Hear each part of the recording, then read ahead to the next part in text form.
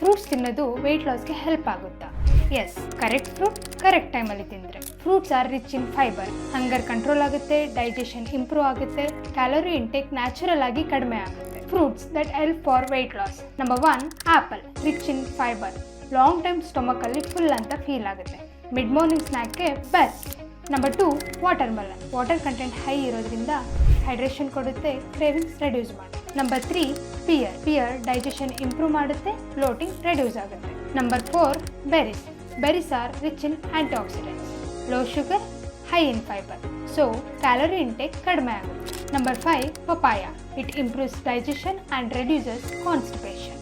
Fruits ತಿನ್ನೋಕ್ಕೆ best time morning empty stomach, mid morning. Heavy meals ಆದಮೇಲೆ fruits ಬೇಡ.